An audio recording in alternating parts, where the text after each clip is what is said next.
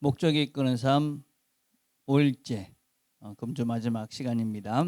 오늘 주제는 하나님이 기뻐하시는 예배드리기라는 주제입니다. 우리가 찬양을 하나 같이 들으려 합니다. 이 찬양의 제목은 내려놓음이라는 찬양입니다.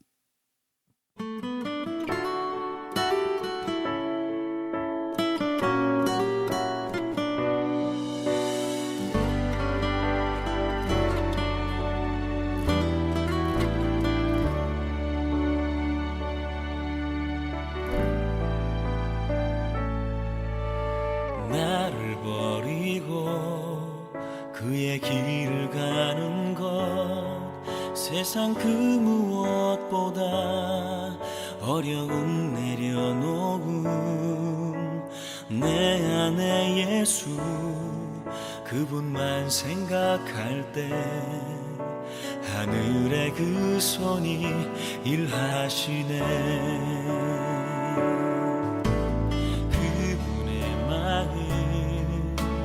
그분의 시선 그분의 원하심은 내 맘에 두는 것 십자가 그 길 그곳에 나설 때에 주님 나를 통해 일하시네. 그 사랑 나를 살리신 그 사랑 하늘의 모든 영광 다 내려놓으신 내 삶도 그렇게 내려놓습니다. 주님 기뻐하시는 그 길 가렵니다.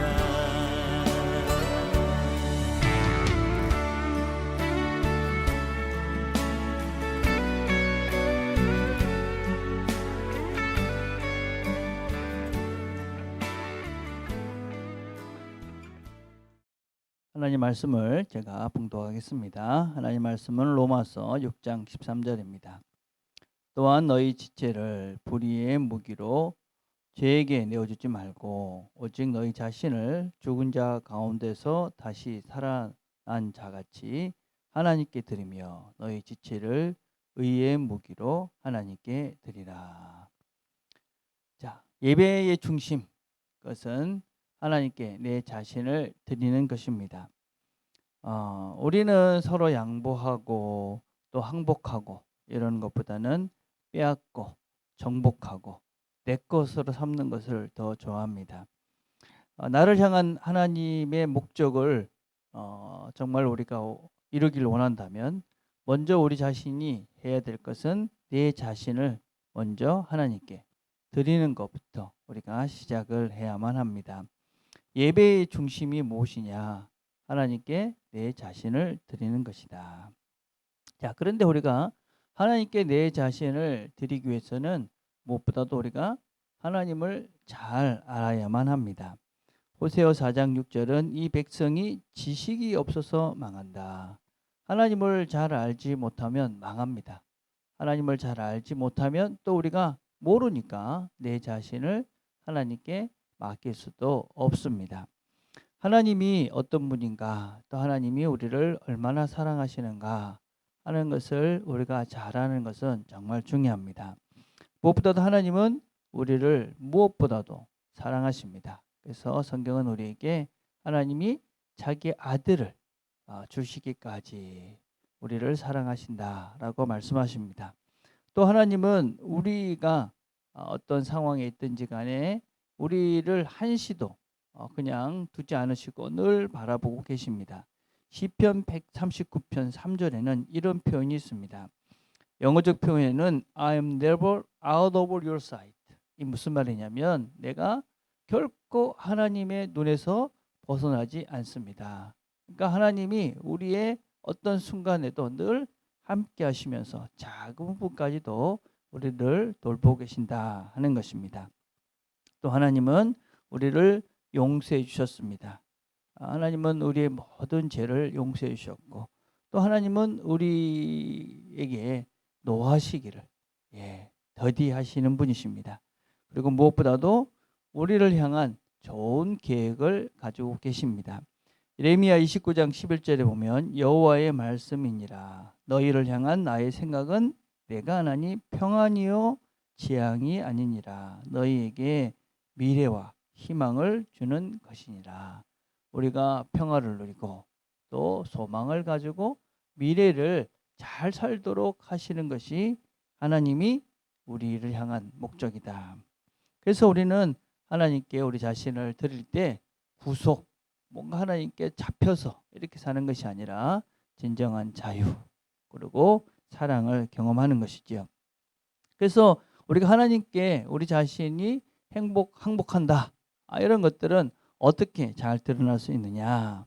그것은 순종을 통해서 드러나는 것이죠. 하나님 말씀에 순종하는 것입니다. 자, 교재를 보시면 항복한다는 것의 의미하고 1번이 인간적인 본성과 싸우는 치열한 전쟁입니다. 우리는 지금 치열한 싸움 중에 있습니다. 어떤 싸움 중에 있습니까? 하나님의 법과 죄의 법이 치열하게 싸우고 있는 것입니다. 또 내 자신을 비우는 것, 그리고 그리스도 인격으로 채우는 이 두 가지 싸움을 치열하게 하고 있는 것입니다. 우리가 변화되어야 될 것과 또 변하고 싶지 않은 우리의 본성과 치열하게 싸우고 있는 것이죠. 그래서 우리는 우리의 최대의 관심, 목적, 이런 우리가 가지고 있었던, 하나님을 몰랐을 때 가지고 있었던 우리의 본성과 새롭게 되어진 하나님의 마음, 하나님의 뜻과 치열한 전쟁 중에 있는 것이다 하는 것입니다. 자, 두 번째, 우리는 하나님 항복한다는 것은 하나님의 요구에 예라고 주님께 순종하는 것입니다.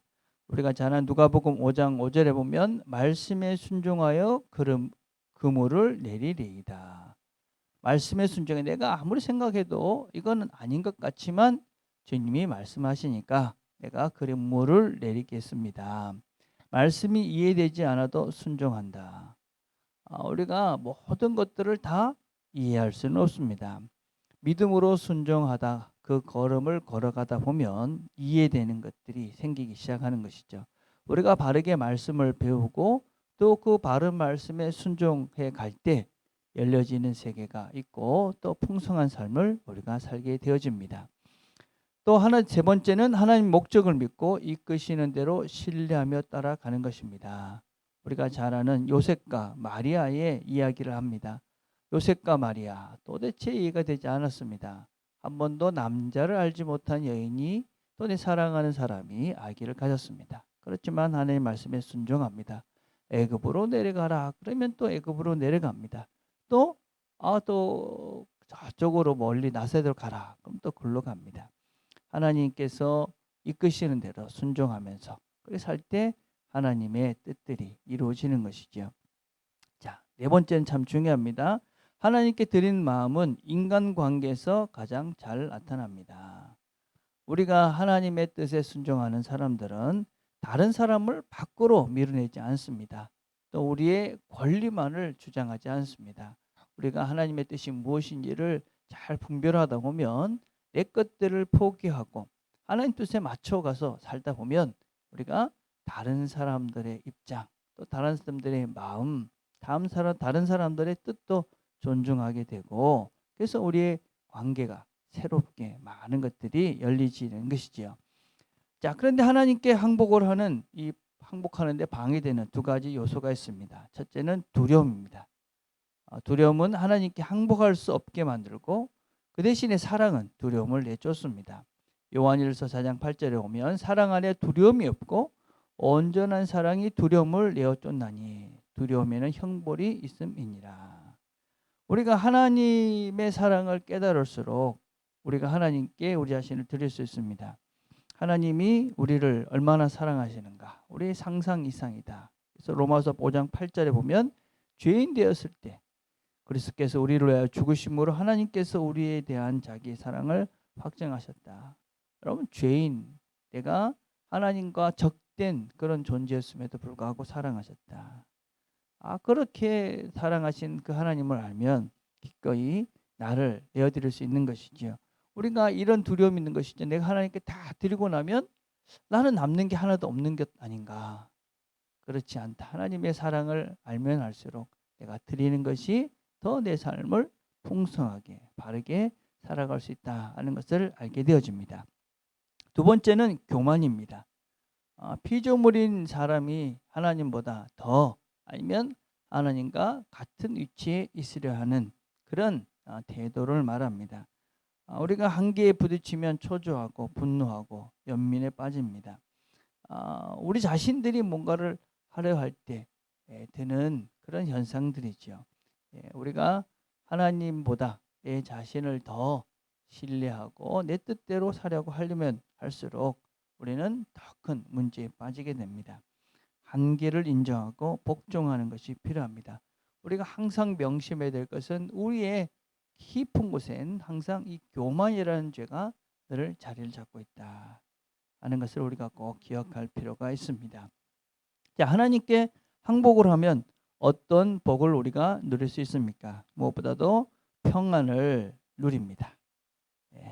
욥기 22장 21절에 오면 너는 하나님과 화목하고 평안하라. 그리하면 복이 임하리라.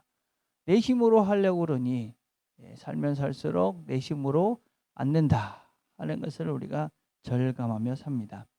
그런데 하나님께 맡기는 것이죠. 그러면 하나님의 손이 일하심을 우리가 보게 될 것이고 그 순간 우리는 맡기고 쉴 수 있는 것입니다. 두 번째는 우리가 항복을 하면 죄에서 해방이 되어집니다. 로마서 6장 6절에 보면 우리가 알거니와 우리 옛사람이 예수와 함께 십자가에 못 박힌 것은 우리 자신을 못 박는 것이죠. 죄의 몸이 주고 다시는 우리가 죄에게 종로로 타지 아니하려 함이니 우리 자신을 십자가에 못 박을 때 더 이상 우리가 죄의 종로로 타지 않고 우리가 하나님의 사람으로 평안을 누립니다. 내 욕심을 벗어버리는 순간이죠. 그러면 우리가 죄에서 해방을 누립니다. 그리고 세 번째는 하나님께 귀하게 쓰임을 받습니다. 이해가 되지 않았던 마리아가 이렇게 말합니다. 주의 계집종이오니 말씀대로 이루어지이다. 하나님께 항복하고 하나님 말씀대로 하게 되길 원합니다. 그런 순간 이 여인은 세상의 구원자이신 예수를 잉태하는 엄청난 복을 누리게 되는 것이죠. 그래서 우리가 인생을 살아가는 가장 좋은 방법이 뭐냐면 하나님께 삶을 드리는 것입니다. 우리가 이런 말들을 조심해야 되는 부분이 있죠. 하나님께 삶을 드린다고 해서 내가 그냥 아무것도 안 하고 가만히 있으면 되느냐? 그런 건 아닌 것입니다. 우리가 하나님의 인도하심, 또 하나님께서 나와 함께 하심을 믿고 그분의 인도하심에 순종하는 것입니다. 그리고 나는 그 말씀대로 살아내야 하는 책임이, 그 말씀대로 내가 행동해야 되는 책임이 있는 것입니다. 그분이 영생의 길, 진리의 길, 복된 길을 인도하시고 나를 그 길로 이끌고 가신다. 그럼 나는 그 이끄심에 걸어가야 되는 책임이 나에게 있는 것입니다. 그래서 우리가 하나님을 섬기는 가장 현명한 방법은 영적 예배, 산 제사를 하나님께 드리는 것입니다. 자, 하나님께서 기뻐하시는 이런 영적 산 예배를 드리는 특별히 우리 삶 가운데 예배 가운데 있어야 될 네 가지 특징들이 있습니다. 하나님은 우리가 하나님께 예배 드릴 때 이런 예배를 기뻐하십니다. 첫째는 하나님은 우리 예배가 정확할 때 기뻐하십니다. 이 정확하다는 말은 우리 마음대로 하는 것이 아니다 하는 것입니다. 하나님 말씀대로 해야 된다라는 것이 전제되어집니다. 우리가 잘 아는 출애굽기 32장에 보면 금송아지 사건이 납니다. 시내산에 모세가 올라갔습니다. 사람들이 기다리다가 지쳐서 그들이 뭘 만듭니까? 금송아지를 만듭니다. 그리고 그것을 하나님이다. 그리고 그들이 우상을 섬기는 것이죠. 그들은 하나님이다. 자기 나름대로 하나님을 섬기는 방법을 택한 것입니다. 그러나 하나님께서는 그들을 진노하셨습니다. 내 방식, 내가 원하는 스타일 그런 것이 아니라 하나님께서 원하시는 내용과 형식이 있어야 한다는 것을 우리가 기억해야 합니다. 또 하나님은 우리 예배가 진실할 때 기뻐하십니다. 예배를 드린다 하는 것은 나와 하나님의 영이 만나는 순간입니다. 우리는 하나님의 형상으로 만드셨습니다. 그리고 하나님이 당신의 영을 우리 안에 부어 넣어 주셨지요. 그래서 우리는 그 영적인 존재인 하나님과 예배를 통해서 만날 수가 있는 것입니다. 그분과 내가 만나서 그분이 내 안에, 내가 그분 안에 있는 경험을 누리는 것이 예배 시간이죠. 그래서 우리가 예배를 통해서 하나님의 말씀을 듣고 또 내가 하나님께 아뢰고 또 하나님의 은혜를 경험하는 것이 예배입니다. 그 중에 중요한 게 뭡니까? 진심입니다. 진심, 중심. 사무엘상 16장 7절에 나 여호와는 중심을 보시느니라. 그래서 하나님께 대한 진심이 없으면 그것은 예배가 아니고 하나님을 모독하는 것입니다. 세 번째, 하나님은 우리가 사려 깊게 예배드릴 때 기뻐하십니다. 사려 깊다는 말은 깊이 생각한다는 것입니다. 또 세심하게 배려하면서 우리가 예배를 드린다 하는 것입니다. 생각 없이 찬양을 하는 것이 아닌 것입니다. 깊이 생각하며 찬양을 하는 것이지요. 상투적인 중언부언의 기도를 드리는 것이 아닙니다. 하나님께서 우리의 마음을 아신다 하는 그런 깊이 있는 생각과 세심한 마음으로 기도를 드리는 것이지요. 그리고 우리가 개인적인 은사 이런 것들도 우리가 하나님께서 원하시는 그 뜻, 공동체를 위해서 덕을 끼치기 위해서 세심하게 배려하면서 질서대로 사용을 해야 되는 것이지요. 하나님은 우리 예배가 사려 있고 또 깊이 예배드리는 것을 기뻐하십니다. 또 하나님은 우리 예배가 현실적일 때 기뻐하십니다. 현실적이다. 우리가 지금 몸을 이곳에 딛고 있습니다. 그것은 우리 육체가 이 영적인 것과 분리될 수 없다는 것입니다. 하나님께 예배를 드리는 우리의 태도를 가지고 마음은 있지만 예배는 갈 수 없을 것 같아.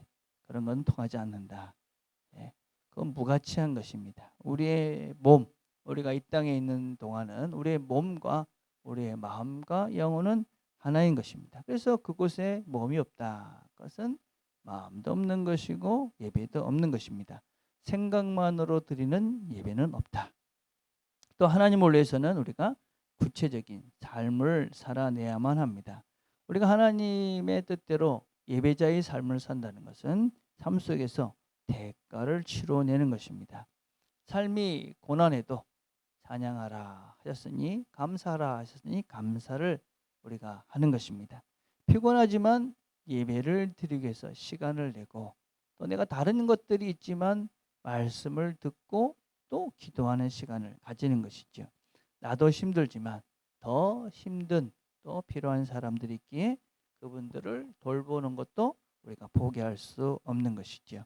그래서 우리가 예배는 그냥 마음만으로 아무런 대가도 없이 아무런 노력과 에너지가 없이 드려지는 것이 아닙니다. 예배는 우리의 마음과 진심 또 우리의 에너지, 우리의 또 포기, 또 우리가 우리 자신들이 내려놓는 그 대가를 통해서 우리 예배는 완성되어집니다. 예배는 하나님을 사랑하는 구체적인 내 의지의 표현이다. 이렇게 정의할 수 있습니다. 자, 그래서 오늘 우리가 생각해야 될 것은 그것입니다. 하나님은 우리의 모든 것들을 원하신다. 모든 것, 우리의 진심, 우리의 몸, 우리의 생각, 이런 것들을 원하신다. 외울 말씀은 마가복음 12장 30절입니다. 내 마음을 다하고 목숨을 다하고 뜻을 다하고 힘을 다하여 주 너희 하나님을 사랑하라. 삶으로 떠나는 질문은 내가 하고 있는 일 중에 하나님을 기쁘게 하는 것은 무엇인가 하는 것을 생각해 보시는 겁니다. 자, 오늘 우리는 5번의 주제를 가지고 하나님의 목적에 대해서 생각을 해왔습니다. 첫째 날은 하나님으로부터 시작됐다.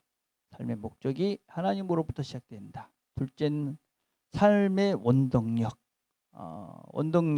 삶이 힘있게 하기 위해서는 목적, 하나님이 우리에게 주신 목적에 집중을 할 때 우리는 단순하고 힘이 생긴다. 셋째 날, 우리 날들은 다 시험이다. 우리가 성장하고 성숙하고 복된 삶을 살게 해주신 하나님의 배려다. 넷째 날은 우리의 삶은 하나님의 기쁨을 위해서 존재한다. 다섯째 날, 우리는 하나님께 영광, 예배, 또 우리 자신을 하나님께 내어드릴 때 진정한 예배자가 될 수 있다. 이 5개 과목들을 다시 한번 생각해 보시면서 또 이 한 주 잘 마무리해가는 저와 여러분 되기를 바라겠습니다. 기도하겠습니다. 하나님 아버지 감사합니다. 오늘도 저희들이 함께 말씀을 나눴습니다. 하나님께서 우리에게 우리 자신을 하나님께 내어놓으라고 말씀하십니다. 주께서 우리에게 요구하시는 대로 말씀하시는 대로 순종함으로 주께서 우리에게 베풀어 놓으신 더 좋은 더 풍성한 그리고 참된 생명과 진리의 복된 길들을 걸어가는 우리 모두 되도록 은혜를 베풀어 주옵소서. 참된 예배자의 삶을 살아내는 우리가 다 되도록 하나님 함께 주옵소서. 예수님의 이름으로 기도드립니다. 아멘.